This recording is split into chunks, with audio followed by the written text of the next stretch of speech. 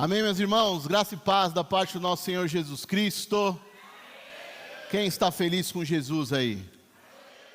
Quem já está sentindo a presença de Deus aí? Porque eu estou. Esse culto está marcado já pela presença de Deus, e isso é motivo de alegria, isso é motivo realmente para a gente aumentar cada dia mais a nossa fé. Amém? Abra comigo lá a sua Bíblia agora, em Mateus 22, 29. Jesus respondeu: o erro de vocês está em não conhecerem as Escrituras, nem o poder de Deus. Amém? Na quarta-feira, quem esteve aqui na quarta-feira? Poucos. Eu falei sobre o texto do cego de nascença. Um homem que nasceu cego e, mediante aquela situação, os discípulos, olhando para ele, perguntam para Jesus: quem pecou, este homem ou seus pais, para poder nascer com essa condição? Uma indagação surge um questionamento de querer achar o culpado, o erro. Quem pecou? Aonde está o erro? E a gente falou um pouco sobre isso. E hoje eu quero continuar falando sobre as indagações, os questionamentos. O nosso Deus, por incrível que pareça, não se ofende com os nossos questionamentos, com as nossas dúvidas, com as nossas indagações. Pelo contrário, se tem uma coisa que Deus gosta, é da nossa sinceridade. É quando a gente tem uma pergunta, uma dúvida sincera perante Deus, Deus não se ofende com isso. Ele gosta de que a nossa fé seja racional. E aqui, o que nós acabamos de ler é um texto que mostra justamente isso. Uma indagação está no jogo. Eles estão querendo saber alguns questionamentos. Acompanhe comigo lá no versículo 23 para ficar mais fácil, não ficar só nas minhas palavras. Versículo 23. No mesmo dia, vieram a Jesus alguns saduceus, líderes religiosos, que afirmam não haver ressurreição dos mortos. E, o que eles fazem? Perguntam, indagam: se um homem morrer sem deixar filhos, o irmão dele deve se casar com a viúva e ter um filho que dará continuidade ao nome do irmão. Tem uma dúvida aqui, genuína. Algo que eles estão questionando Jesus. E continua o versículo 25. Numa família havia 7 irmãos. O mais velho se casou e morreu sem deixar filhos, de modo que seu irmão se casou com a viúva. O segundo irmão também morreu, e o terceiro irmão se casou com ela. E assim por diante, até o 7º irmão. Por fim, a mulher também morreu. Versículo 28. Diga-nos, de quem ela será esposa na ressurreição? Afinal, os 7 se casaram com ela. É uma dúvida cruel, né? Que situação, né? Ela casa com um, esse morre. Talvez daqui nasceu a expressão viúva negra. Porque passaram 7. E vai indo um, outro, e ela se casou com os 7 irmãos. E aí surge uma dúvida cruel. Lá no céu, de quem que ela vai ser a esposa? É a primeira? A primeira é a legítima? Ou é a última? A que aguentou até o final? Peraí, de quem? O que você me responde, Jesus? E com essa história, eu começo a indagar vocês, a questionar. Você já parou para pensar por que você crê no que crê? Por que você crê no que crê? a grande maioria aqui nesta noite fala que acredita em Jesus. Mas por que nós acreditamos em Jesus? Por que você acredita em Jesus? A sua fé é fruto de convicção ou de tradição? Porque tem alguns aqui que nasceram, como a gente diz, em berço evangélico. Nunca vi um berço evangélico. Nós todos nascemos no hospital, né? Mas tem gente que fala, eu nasci na igreja. Será que a nossa fé é fruto de uma convicção genuína ou de uma tradição?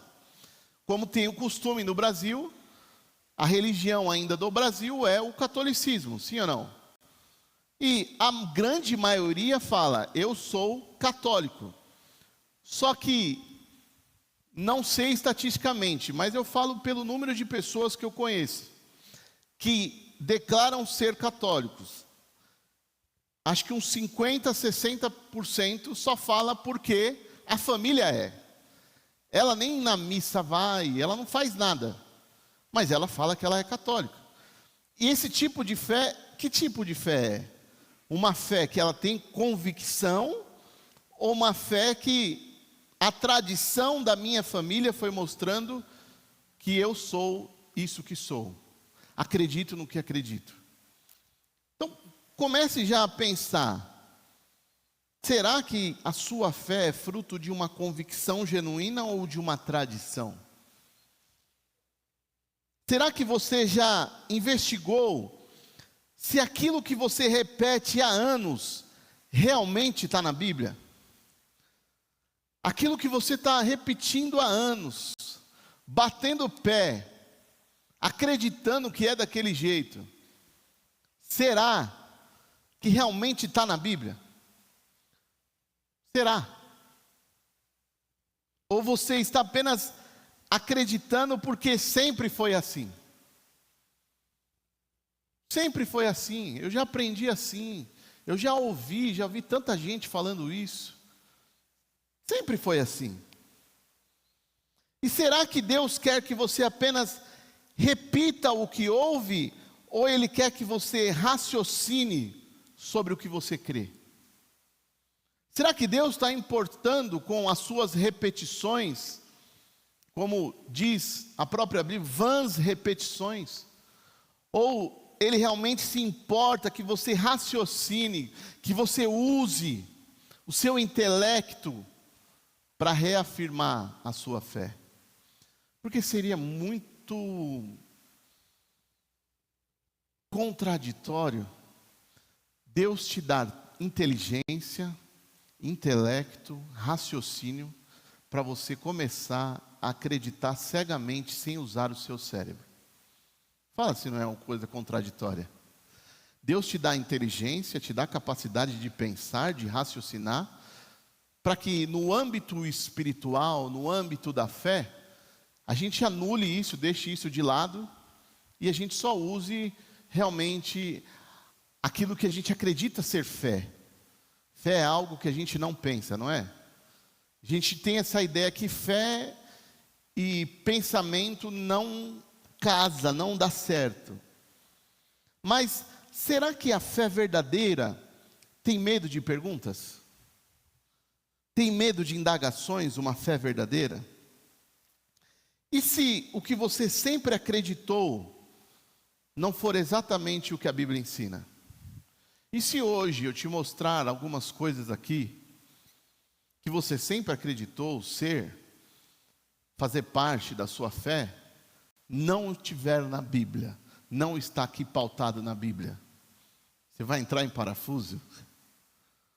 Se você realmente for indagado e à luz das Escrituras Sagradas mostrar, for revelado que não é o que a Bíblia tem ensinado?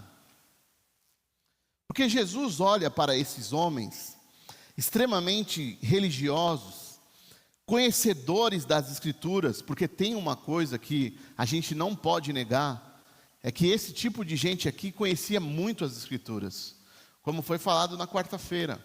Quarta-feira ele está falando com o fariseu, aqui ele está falando com o saduceu. São seitas judaicas que não tem como negar que eles estudavam e conheciam muito, muito, muito e muito a lei deles, diferente de mim e de você, não é? Porque fala a verdade, a gente conhece bem as Escrituras. Tem alguém aqui que pode bater no peito e falar: eu conheço a Escritura Sagrada, pode vir em mim, joga no peito do Pai, né, Juliana? E eu me garanto. Será? Porque Jesus olha para esses homens religiosos, conhecedor das Escrituras, e o que ele diz lá no versículo 29? O erro de vocês está em não conhecerem as Escrituras, nem o poder de Deus. Então a primeira coisa que nós precisamos entender é a diferença entre uma fé consciente e uma religiosidade cega. A fé consciente é a fé que pergunta, é a fé que investiga, é a fé que examina, é a fé que busca sentido. Lembra, algumas semanas atrás falei sobre isso, que é uma das palavras que eu mais gosto, sentido. As coisas têm que fazer sentido. Nós temos o nosso cérebro, nós temos o nosso intelecto para a gente raciocinar, e tudo que a gente vai fazer tem que ter sentido, porque uma vida sem sentido é uma vida desconexa, é uma vida que não tem sentido, é uma vida que não vale a pena. Então a fé consciente, ela tem que ter fundamento, ela tem que fazer sentido, ela tem que investigar. Agora, em contrapartida, a religiosidade cega é aquela que apenas repete, imita, vai imitando, obedece a regras humanas sem questionar a origem. Isso é uma religiosidade cega, que só repete, só imita. A gente tem aquele costume, né, conforme a gente vai afundando, se aprofundando na religião cristã, nós viramos crente, e aí o que a gente tem, alguns costumes, algumas coisas dentre nós, que é aquele jargão evangeliquez, né? Aquelas palavras que só o evangélico entende, e a gente acha que isso está agradando a Deus, isso faz parte de uma fé racional. A gente às vezes está só repetindo coisas que a gente nem parou para pensar se tem fundamento. Quer ver uma das coisas? Eu enumerei algumas coisas, mas tem uma coisa que veio aqui na minha mente agora. Quantos já ouviram a seguinte expressão dentro de uma igreja? Fiquem todos de pé agora em reverência à palavra de Deus. Quem já ouviu isso? Você já ouviu ser assembleiano, filho.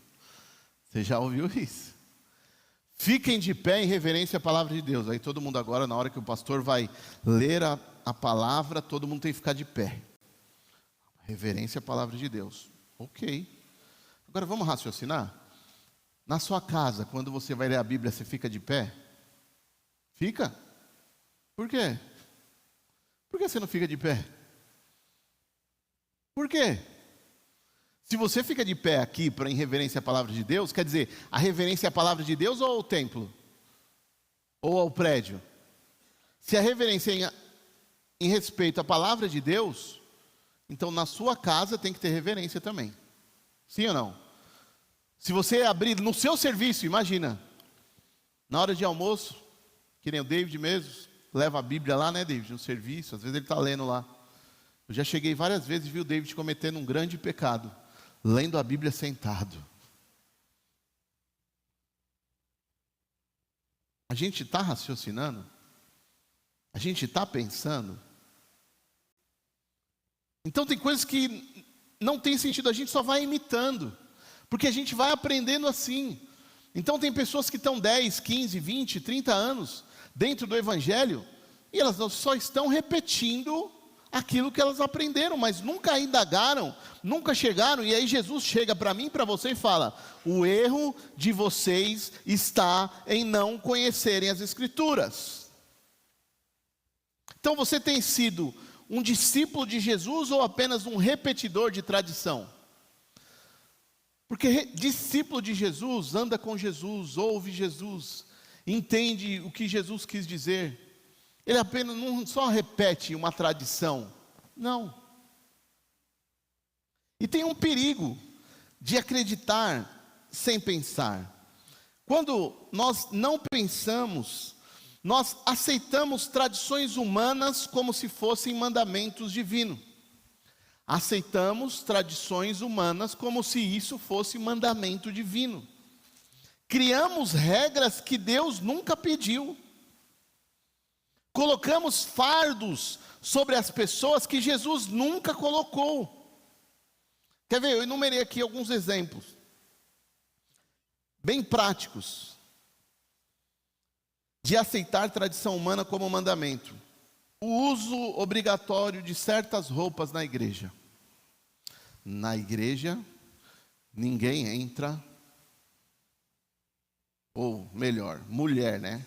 Mulher não entra de calça na igreja. Mulher só pode entrar na igreja de saia.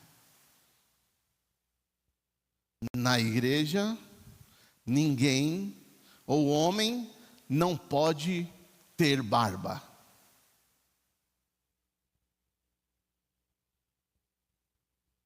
Na igreja precisa usar saia longa. Homem tem que ter terno e gravata. Pastor, então, meu Deus do céu, subir no altar, no altar sagrado, sem um terno, sem uma gravata, isso é um pecado, é uma blasfêmia. Como se isso fosse um requisito bíblico. Aí eu te pergunto, aonde está na Bíblia? Mostra para mim na Bíblia agora. E eu desafio qualquer pastor, de qualquer lugar, mostrar para mim na Bíblia que isso está na Bíblia. Que isso é realmente um mandamento de Deus. Porque olha o que nós temos de orientação na Bíblia sobre vestimenta. Olha o que nós temos. 1 Timóteo 2:9. Da mesma forma, quero que as mulheres tenham discrição em sua aparência, que usem roupas decentes e apropriadas, sem chamar a atenção pela maneira como arrumam o cabelo, ou por usarem ouro, pérolas ou roupas caras. Aqui é uma versão já mais contextualizada, né? Ou roupas caras. Essa é uma regra que está na Bíblia. Não querer chamar atenção, ser discreto, coisa apropriada, não é? Ninguém vem aqui de biquíni ou maiô. Vem, por quê? Porque não é apropriado. Onde é apropriado isso? Numa praia. A mesma coisa, o inverso também é verdade. Eu não vou para a praia de saia, terno, gravata, porque não é apropriado para isso. Mas é isso que a Bíblia pede.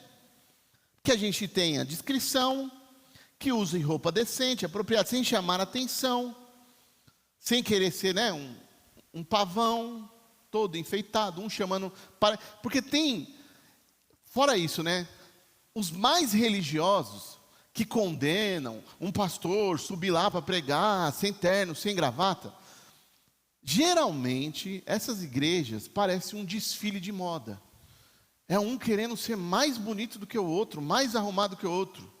Não, eu tenho que ter a roupa nossa, porque a irmã tal, a fulana de tal, não pode estar mais... Meu irmão, você pensa que isso é loucura, mas eu já ouvi isso. Eu não posso estar inferior a fulana de tal. Não é possível que a minha roupa seja inferior. Então as pessoas se prendem a essas tradições humanas, mas o nosso Deus nunca exigiu isso. Ou igrejas que falam, para subir aqui não pode ter barba, tem que cortar a barba, para pregar, para cantar. Aliás, tudo que envolve, né, como eu disse, o altar, o púlpito, as coisas daqui parece que tem que ser diferente. Parece que quando você pisa nesse lugar, tem algo diferente, você não pode ser qualquer pessoa, você tem que ser diferenciado. Porque aqui está o suprassumo da religião. Mostra na Bíblia para mim, aonde está isso. Mostra para mim, que aqui tem alguma diferença. Que nem eu já falei, meus irmãos, lá no outro salão a gente não tinha. Não era mais elevado, a gente estava no mesmo nível. Só mudamos por causa da questão de estética de funcionalidade. Por isso. Não que aqui, ele está acima, ele está diferente. Não, meu irmão. Aqui ninguém tem essas ideias, né, antigas. Subiu no púlpito de qualquer jeito, vai ser fulminado. Ele vai cair lá de cima. Não, meu irmão, não é nada disso. Não é nada disso. Ou igrejas que proíbem bater palmas. Igrejas que antigamente, né, olha, se tem um negócio que foi demonizado, foi esse instrumento aqui, ó. Bateria. Mas como demorou para entrar dentro da igreja? Esse instrumento maligno. Da onde tiraram isso? Bateria era coisa do capeta, do cão. Jamais poderia ter uma bateria dentro de uma igreja. Bater palma na igreja era um pecado. Não pode bater palma. E ainda existe igreja assim, né? O André conheceu uma igreja assim, que não poderia bater palma. Não pode. Mas a Bíblia mostra, principalmente nos Salmos, que eles batiam palmas. Faziam tudo com festa, com alegria, com júbilo. E aí eles pegam, da onde que tiram isso? Criam regra que Deus nunca pediu. Deus nunca pediu. Deus nunca... Eles criam umas implicâncias com algumas coisas que não tem sentido nenhum. Até na dieta, né? Não pode comer carne de porco, não pode comer fruto do mar. Para ser mais santo, a gente precisa comer algumas coisas especiais. Mas olha comigo lá, Marcos 7,19. Olha comigo esse texto, Marcos 7,19. Olha bem o que está dizendo esse texto, meu irmão. Olha lá no telão.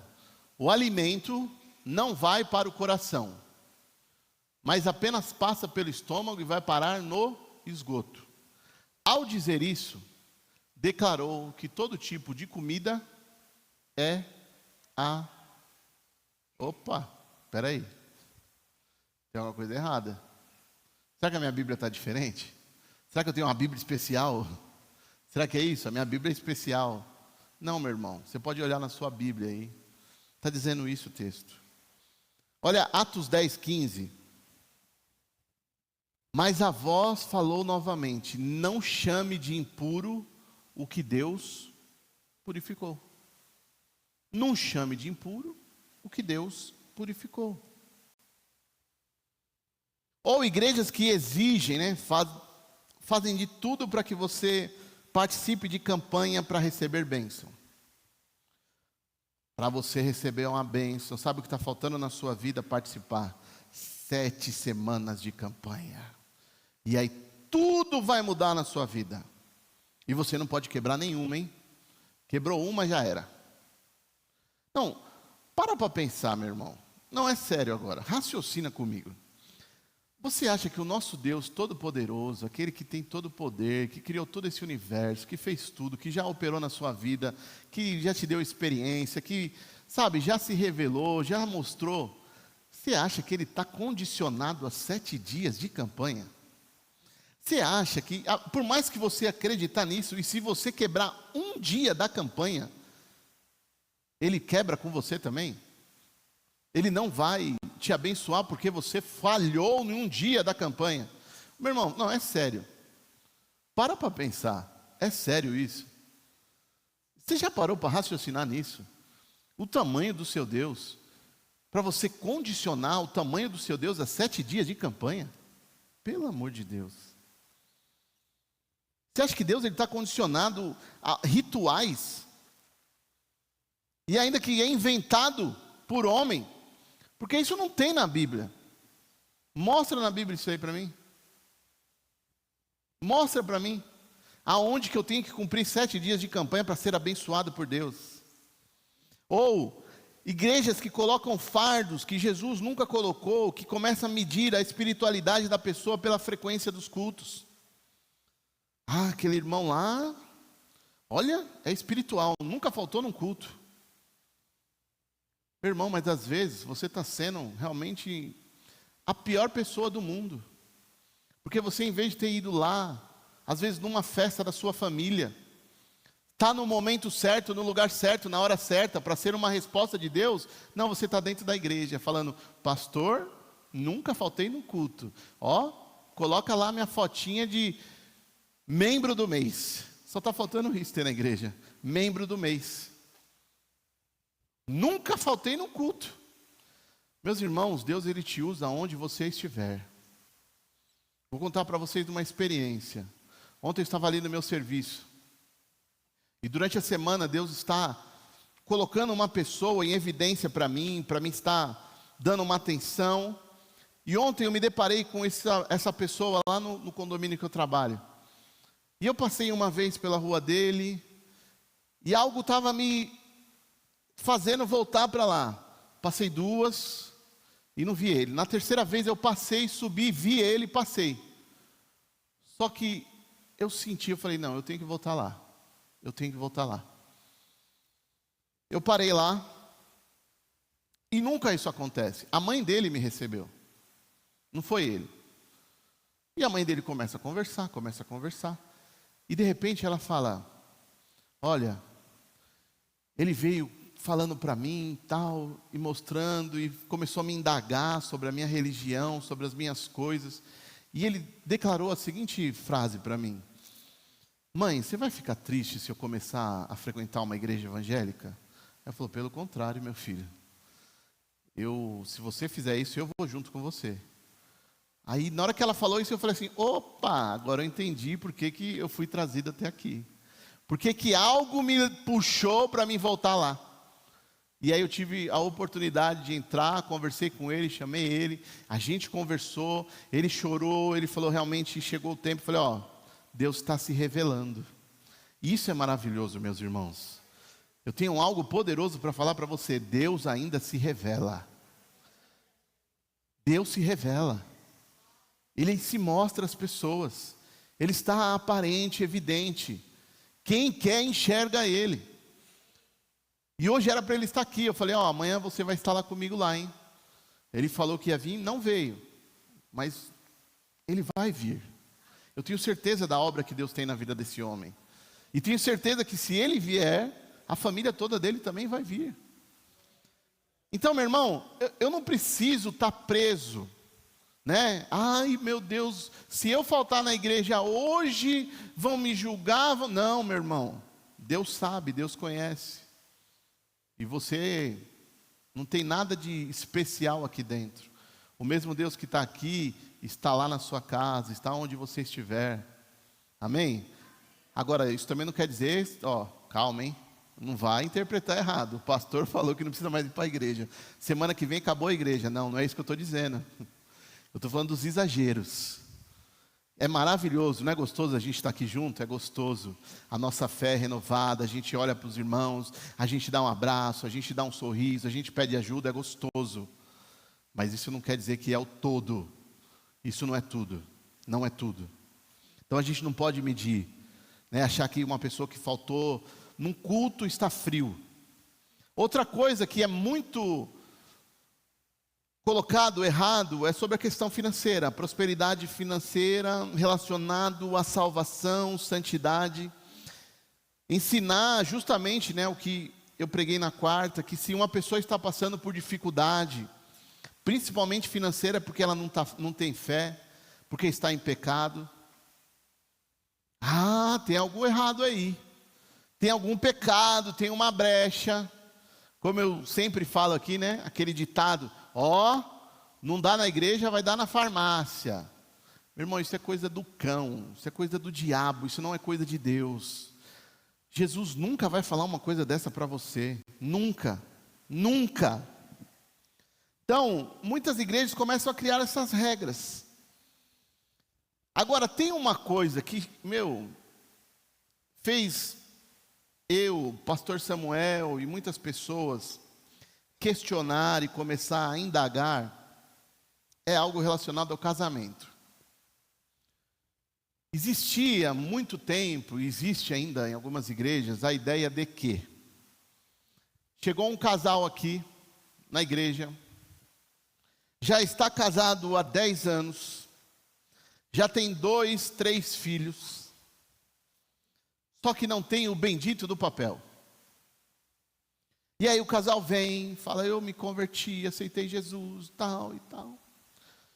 Pastor, eu quero me batizar. E aí? O que a maioria das igrejas vai fazer? Vai batizar a pessoa? Não vai. Por quê? Por quê? Porque não tem um papel, né? Tá. Qual é o tema da mensagem? Fala comigo bem alto aí. Vamos pensar? Quanto tempo existe um cartório no Brasil? Quanto tempo? Quem sabe? Eu te dou tempo, pode procurar no Google aí. Dá um Google aí, quem pode dar um Google aí? Dá um Google aí. Tem alguém que pode dar um Google aí? Veja, quanto tempo existe o cartório no Brasil? Pode dar um Google. Dou tempo para você pensar.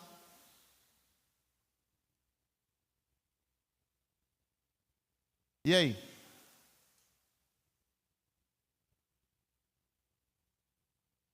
Cadê esse Google? Está muito lerdo esse Google aí.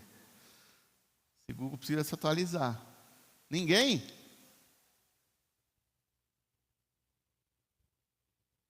Não. Cartório civil no Brasil. Cartório civil. Já vou falar um negócio para vocês. Não passa de 150 anos. Quando alguém achar, pode falar. 1874. E aí? Todos os cristãos antes de 1874 estão no inferno. Posso falar isso? Porque é isso que as igrejas estão querendo dizer. Se existe uma condição para ela se batizar, porque Jesus falou, quem crer e for batizado será? Opa! Todos que estavam antes de 1874 não podiam se batizar, porque não tinha papel para comprovar que ela era casada. E aí? Todo mundo está no inferno. E aí? Por que a gente acredita nessas coisas? Crer, meu irmão, também é pensar. Tem que pensar. Tem que pensar. Porque nós estamos confundindo o mandamento de Deus com burocracia humana. Agora, é proibido? Tem algum pecado? Não, não tem pecado. Pelo contrário. Vai lá, a gente vai aconselhar, vai lá, vai casar. Agora, eu não posso criar uma regra falando, quem não é casado não pode estar pertencendo à igreja. Não pode fazer parte de nada. A pessoa que já está vivendo junto. Aliás, a nossa lei, graças a Deus, até mudou para isso. Porque hoje existe o quê? A união, mais de 5 anos morando junto, já tem um papel comprovando que vocês são casados. Agora, o problema, meus irmãos, são os excessos. Eu não posso nem ir para um excesso, nem para um outro. Falar também, o pastor também agora disse que ninguém mais precisa casar. Eita, que igreja que libera tudo. Não disse isso. Eu aconselho, vou incentivar, vou fazer de tudo para você casar. Agora, se vem uma família aqui, há mais de 20 anos casados, e eu vou colocar uma regra humana, falando que isso é de Deus? Não, aí não. Para que eu vou mexer nisso? A lei já garante que ela está casada. Para quê? Só para querer dizer, a minha igreja cumpre rituais proféticos, santos, e a gente é melhor que todo mundo. Não. Então, meu irmão, você tem que entender que Jesus, ele sempre foi contra a religiosidade. Jesus sempre questionava tradições que impediam as pessoas de conhecer a Deus. Jesus, ele pegou e curou no sábado. Falei isso na quarta. Estava lá esse homem cego de nascença. E ele cura esse homem, Jesus cura esse homem no sábado. E naquela época, uma pessoa que nascia cega era uma pessoa imunda, era uma pessoa amaldiçoada, as pessoas nem chegavam perto, as pessoas cuspiam no chão quando viam uma pessoa cega de nascença. E Jesus fala, não foi nem ele nem os pais deles que pecaram, mas isso aconteceu para manifestar a glória e o poder de Deus. Jesus quebra esse conceito errado. E Jesus, para tocar mais na ferida do religioso, ele cura no sábado. O dia que, isso é um pecado. Agora, para pensar, imagina que até hoje existe essa regra. Não pode curar no sábado. Raciocina, meu irmão, usa o teu cérebro. Tem uma pessoa doente, enferma, e você acha que porque é sábado, Jesus vai deixar de curar ela?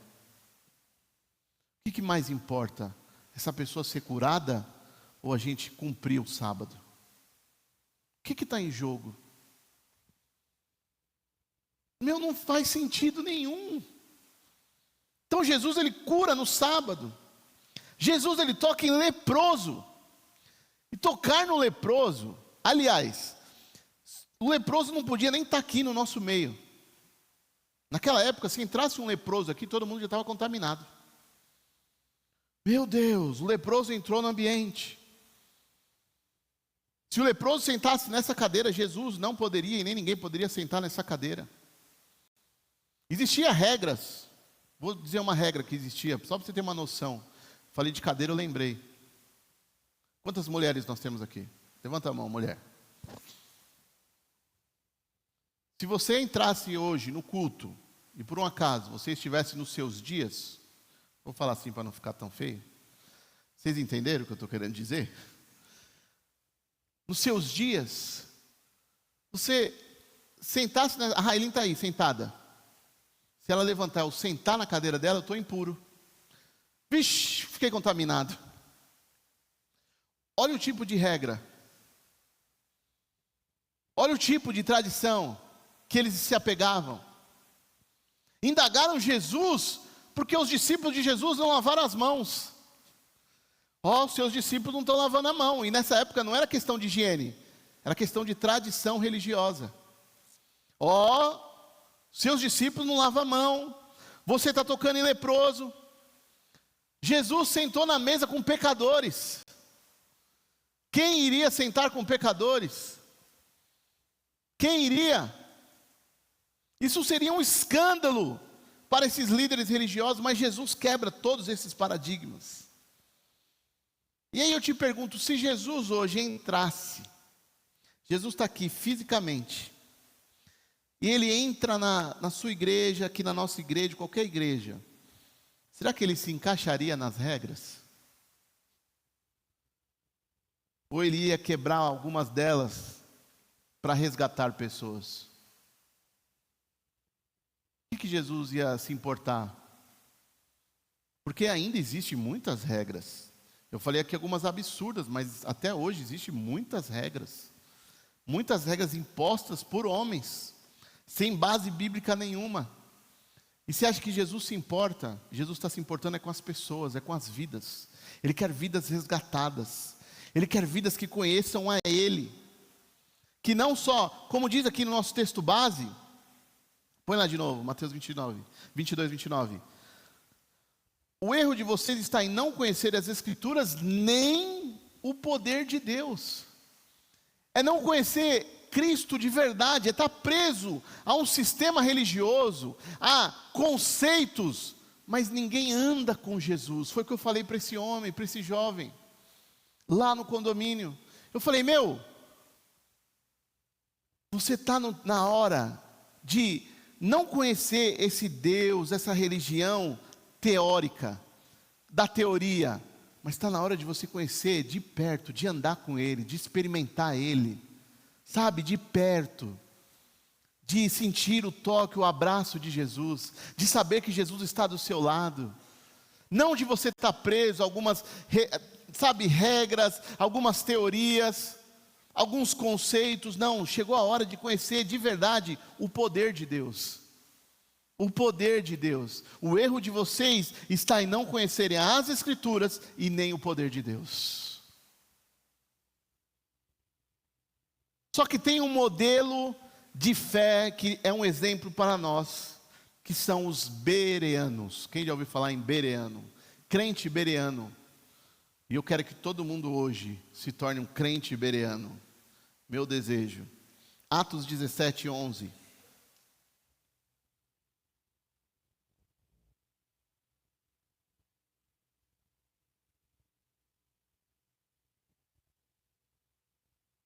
Os judeus que moravam em Bereia tinham a mente mais aberta que os da Tessalônica, e ouviram a mensagem de Paulo com grande interesse. Todos os dias examinavam as Escrituras para ver se Paulo e Silas ensinavam a verdade. Isso é um crente bereano. Eu estou aqui falando um monte de coisa, às vezes eu posso estar falando um monte de abobrinha, e você tem dois caminhos: ou você aceita tudo, ou você começa a analisar nas Escrituras. Eu vejo, o Julian gosta de fazer isso bastante, né, Julian? Eu estou falando aqui, o Julian sempre está ali, opa, deixa eu ver aqui na Bíblia aqui. O Julian é um crente iberiano, e todos nós devemos ser, não tem nenhum pecado nisso. Eu estou falando, vai acompanhando na Bíblia, questione, porque é nesses momentos que Deus se revela. Ser crente iberiano. Eles não só eles rejeitavam todo tipo de ensino errado, mas principalmente eles não engoliam sem mastigar. Que tem um grande problema, né? É engolir sem mastigar. Descer goela abaixo, a gente usa essa expressão, descer goela abaixo. Ó, eu falei e eu sou inquestionável. Eu já ouvi isso. Eu já vi esse filme. Eu falei, não questione. Não questione o pastor. Não, meu irmão. A Bíblia te dá oportunidade para você questionar pastor, bispo, apóstolo, qualquer um que seja. Leia a Bíblia, questione, veja se está escrito na Bíblia. Porque quantas coisas você já ouviu no púlpito, mas nunca conferiu na Bíblia. Quem já ouviu coisas absurdas? Você fala, opa, eu já ouvi. Já ouviu, né, David? Coisas absurdas. Meus irmãos, graças a Deus hoje que a rede social está nos ajudando bastante com isso. Tem páginas hoje que é só mostrando as maiores heresias que acontecem dentro de certas igrejas. E eles mostram a luz da Bíblia. Mas quantos fazem isso? Questionam na Bíblia. Ouvem um absurdo e não questiona nada. Então, meu irmão, não confunda a tradição com o mandamento. Porque a tradição pode mudar, mas a palavra de Deus não muda. Tradição muda. Cultura muda. Você está aqui hoje no Brasil, cultuando a Deus. Vai num culto lá na África. Vê se você não vai se escandalizar lá na África. Porque é a cultura. Aquela gente com festa vai falar assim, peraí, isso é uma igreja? Sim, essa é uma igreja. Que está cultuando o mesmo Deus que você. Falando do mesmo Jesus. Só que a cultura deles é diferente. Então, tradição, cultura, isso daí vai mudando. Só que a palavra de Deus não muda. Tem coisas que não vai mudar. Não muda. Então, meu irmão, você precisa questionar para você crescer. E não é rebeldia perguntar. Pelo contrário, isso é maturidade. É maturidade. Você tem que sempre perguntar, o que Jesus realmente disse? Será que Jesus realmente disse isso? Eu tenho essa mania. Às vezes ouço, principalmente, né, nesse mundo que a gente vive hoje, polarizado. Esquerda e direita. Todo mundo fala de fake news, né? Aí você ouve, você começa a ouvir só um lado, aí você fala, peraí, nossa, que absurdo. Aí você ouve o outro lado e fala, peraí. E as pessoas estão vivendo assim, nas polaridades. Mas eu tenho essa mania, eu ouço alguma coisa de um lado e falo, peraí, vou pesquisar para ver se isso é verdade. Pesquiso, opa, isso é verdade. Não, isso não é bem assim. Pesquisa, questione. Não tem problema nenhum. Sabe, perguntar, realmente, será que Jesus disse isso? Porque raciocinar, meu irmão, também é uma forma de adoração. Uma fé que usa o seu raciocínio, o seu intelecto, é uma forma de adorar a Deus. A gente tem que raciocinar. Porque Deus, Ele não quer robô religioso. Deus não quer.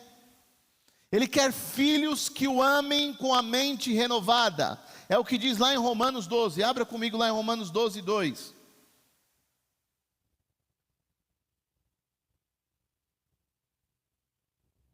Não imitem o comportamento e os costumes deste mundo, mas deixem que Deus os transforme por meio de uma mudança em seu modo de pensar, a fim de que experimente a boa, agradável e perfeita vontade de Deus para vocês. Deixe que Deus transforme o quê? O seu modo de pensar. Deixe que Deus use o seu cérebro, que você pense, que você raciocine. Porque perguntar não destrói a fé. As pessoas que perguntam, elas continuam andando com a fé. Mas pessoas que nunca questionam nada, são as mais propícias a caírem da fé. Pessoas que vão, sabe, descendo goela abaixo, ouve.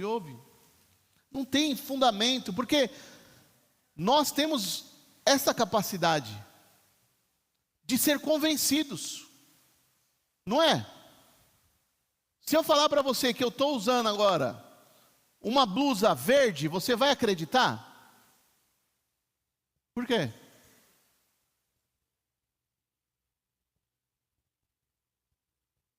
Não é? E por que na fé você faz isso? Na fé tem pessoas que fazem isso. Minha blusa é verde, você está aceitando, você não questiona, fala, não, mas eu estou vendo que não é. Sabe, porque eu ouvi isso, meu irmão. Eu ouvi isso, ontem até, sobre uma questão, não posso falar, eu gostaria de poder falar, mas não posso. Mas eu vou falar assim, entre linhas, sobre uma pessoa que estava duvidando de um negócio que acontece dentro da religião dela, e ela falou assim, pior que eu sei que é verdade, isso que todo mundo está indagando, só que eu não posso questionar, eu não posso falar que ele está errado, porque eu não posso ir contra a autoridade. É isso que está acontecendo. Essa pessoa está falando que ele está usando verde, só que você está vendo que é azul, e você fala, não, peraí, mas eu não posso questionar. Não, você deve questionar, não é que você não pode, você deve, porque Deus te deu raciocínio, intelecto.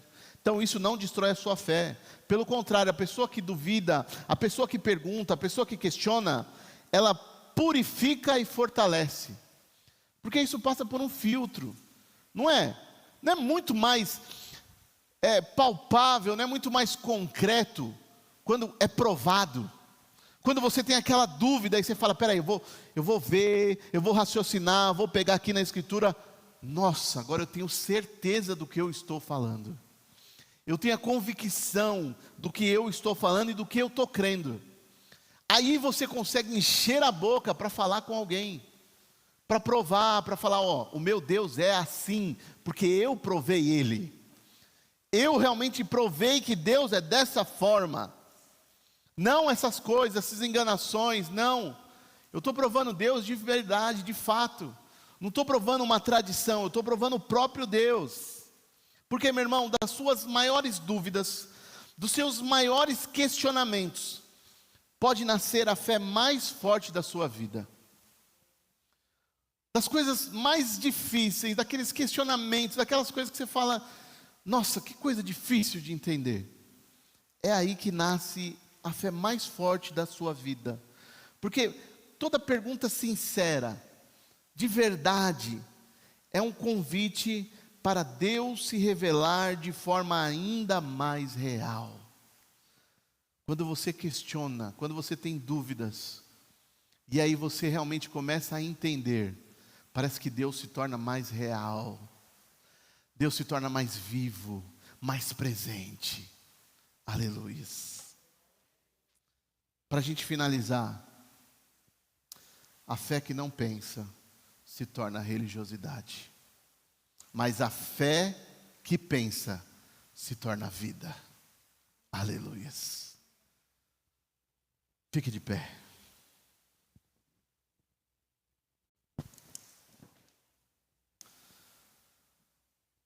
Senhor meu Deus, obrigado, Pai, pela Tua palavra. Nós queremos, Pai, ter essa fé verdadeira, essa fé que pensa, essa fé que entende. Nós queremos ter essa fé que muitas vezes questiona, que duvida, mas que tem a oportunidade de Te conhecer de verdade e de perto. Nós queremos realmente experimentar o Teu poder. Nós queremos experimentar, Senhor Jesus amado, quem o Senhor é de fato. Nos ajude, Pai, a entender a Tua Sagrada Escritura. Nos ajude, Pai amado, a gastar mais o nosso tempo conhecendo a Ti, buscando o Senhor, lendo a Tua Palavra, tendo entendimento, descobrindo, Senhor, cada dia mais as coisas grandiosas do Teu reino. Nos ajude, meu Deus. E que esta noite seja uma noite marcada, Pai, pela realmente a transformação da nossa mente. É o que eu te peço e te agradeço. Quero convidar agora os diáconos que vão estar servindo a ceia.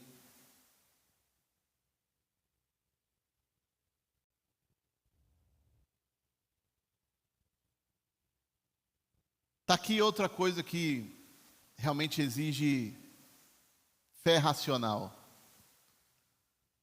Hoje eu fui indagado, sobre algumas questões da ceia.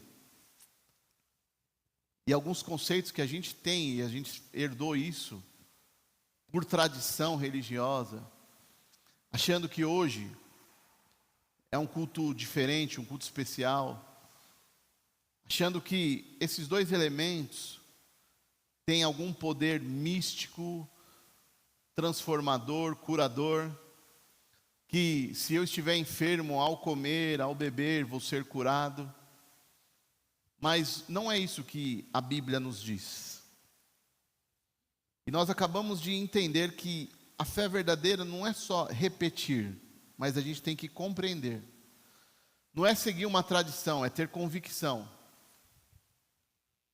A ceia é exatamente isso, um ato de fé consciente. É como se você perdeu um ente querido. Ao perder esse ente, vai passando o tempo, a memória dele nunca sai da sua vida. Quem já passou pelo luto de perder um ente querido? Você conseguiu esquecer essa pessoa? Não. Só que existe algo chamado fotografia, retrato, não é? Quando você olha para aquele retrato, o que acontece naquele momento que você olha aquele álbum, aquele retrato de uma pessoa que já faleceu? Isso se torna mais vivo, mais intenso. É a mesma coisa que acontece aqui agora. Este momento é um momento que a gente chama de memorial, não é? Fazer isso em memória de mim. Trazer à memória, relembrar o sacrifício de Jesus. Alguém conseguiu esquecer o sacrifício de Jesus? Não. Só que hoje, quando eu pego esse pão, quando eu tomo o cálice, isso se torna mais vivo. Isso se torna mais intenso. A minha memória é mais estimulada. É a mesma coisa. Não tem nada de místico aqui. Não tem nada de, eu tomei e vai acontecer algo sobrenatural. Não. A gente só vai ter a oportunidade de raciocinar melhor. Ter a oportunidade agora, desse momento, de ter uma fé que raciocina, que pensa. Então quem pode, a gente tem essa dúvida, muitas pessoas falam, mas eu não posso tomar a ceia.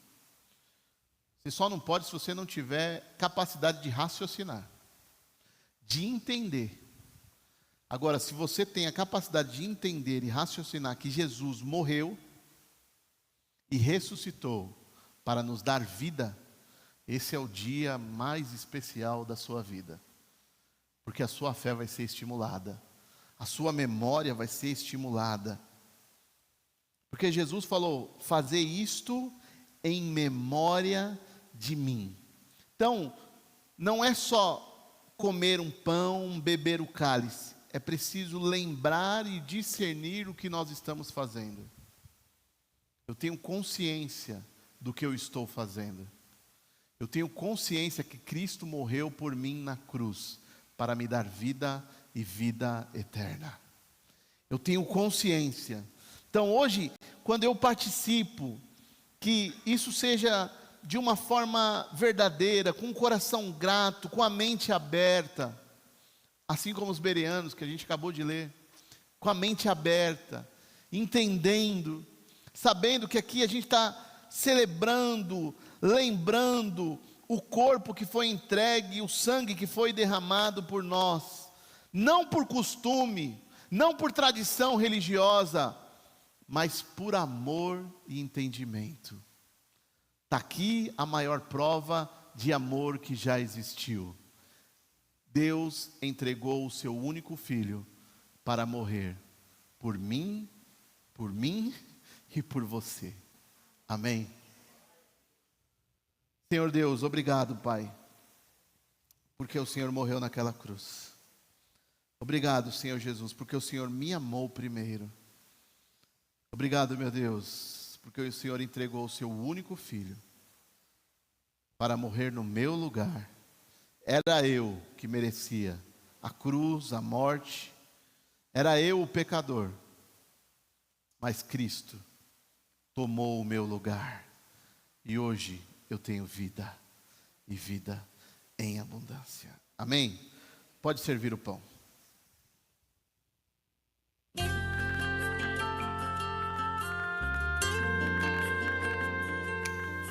Coríntios 11, versículo 17. Só para a gente raciocinar um pouquinho mais. Diz assim: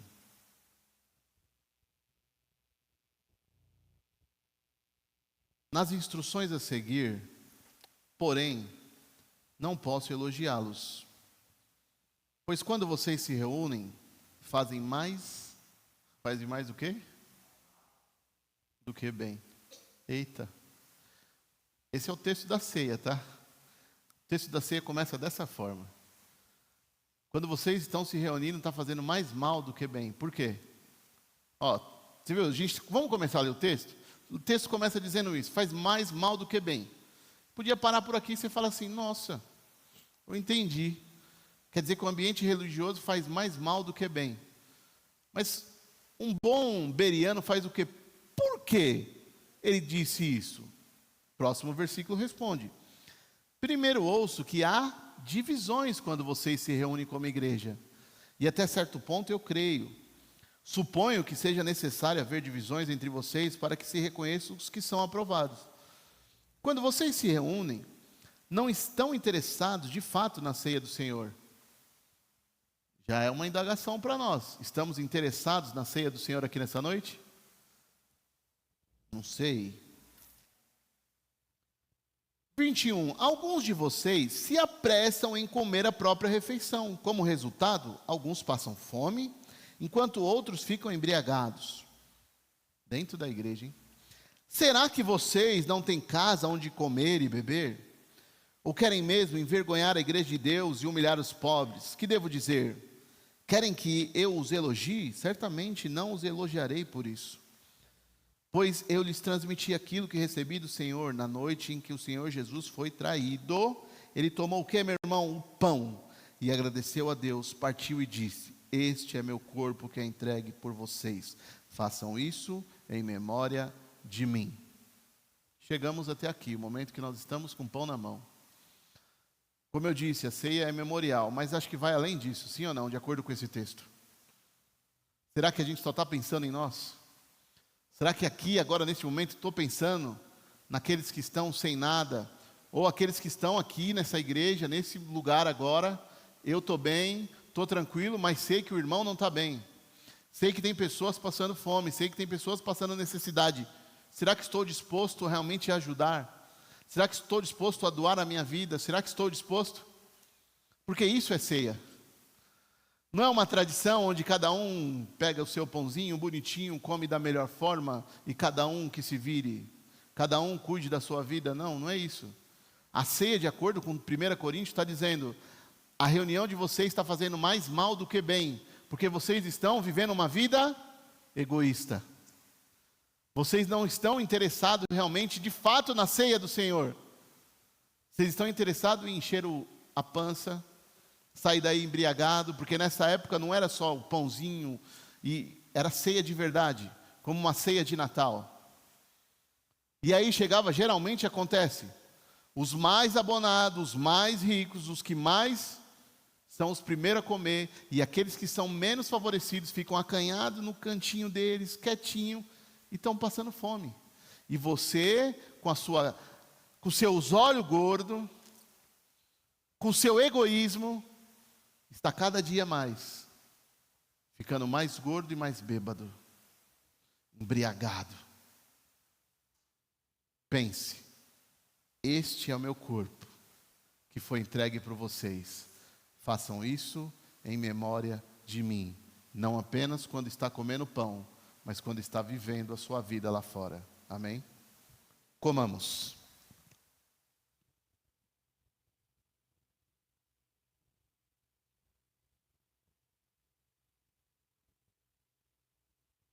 Aleluia, Jesus. Obrigado, Senhor. Nos dê condições a viver a Tua palavra. Nos dê condições, Pai, a fazer tudo isso em memória do Senhor. Tira de nós, Pai, o egoísmo, o orgulho. Tira de nós, Pai, em nome de Jesus. Amém. Amém. Pode servir o cálice.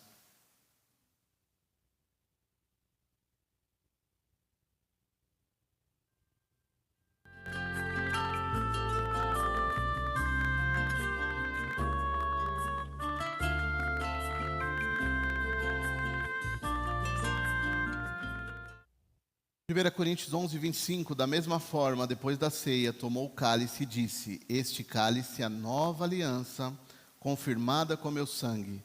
Façam isto em memória de mim sempre que o beberem. Este cálice é o cálice da nova aliança. O que ele está querendo dizer com isso? Até aqui era o momento de viver uma fé, tradição. Mas chegou o momento de começar a experimentar de fato uma fé racional. Chegou o momento agora de experimentar Cristo vivo, Cristo ressurreto. Não mais preso a grandes tradições, não mais preso a tudo isso que só colocava peso, mas chegou agora o momento de uma nova aliança. Agora chegou o momento realmente de pensar, raciocinar e de fato experimentar o poder de Deus. É por isso que hoje nós tomamos o cálice do Senhor. Tomamos.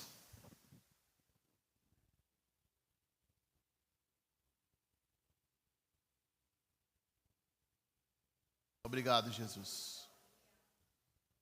Obrigado, meu Deus.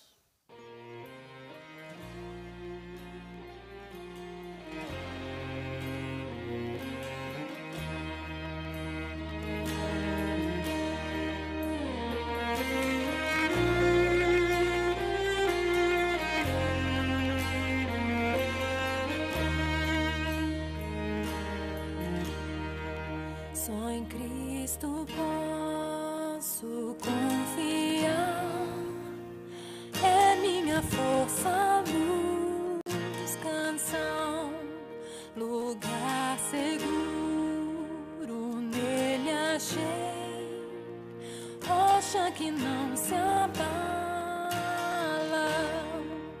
que grande amor em Cristo há, profunda paz posso encontrar, consolador, meu tudo enfim, nele eu vou permanecer,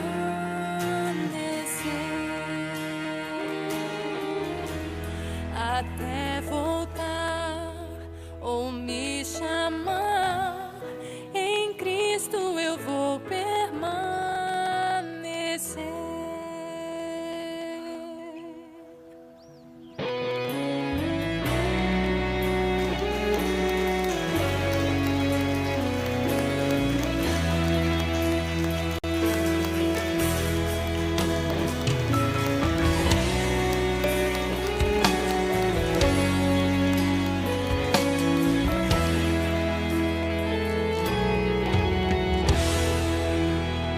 Aleluias, glória a Deus.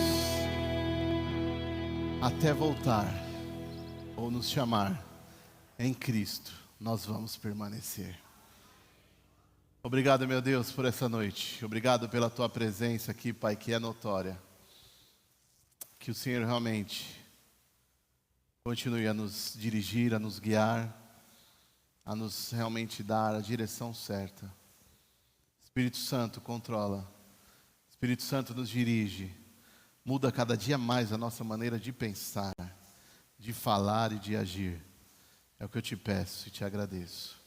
Leve, Pai, a cada um debaixo da tua mão poderosa, guardando, livrando de todo acidente, de todo mal. E dê a cada um, Pai, uma semana de vitória, uma semana de bênçãos, uma semana onde, Pai amado, podemos sentir a tua presença, a tua paz que excede todo entendimento nas nossas vidas, nos nossos lares e aonde quer que o Senhor nos levar. É o que eu te peço e te agradeço em nome de Jesus. Amém. Amém, meu irmão. Boa semana. Que Deus te abençoe. Eu te amo em Cristo Jesus.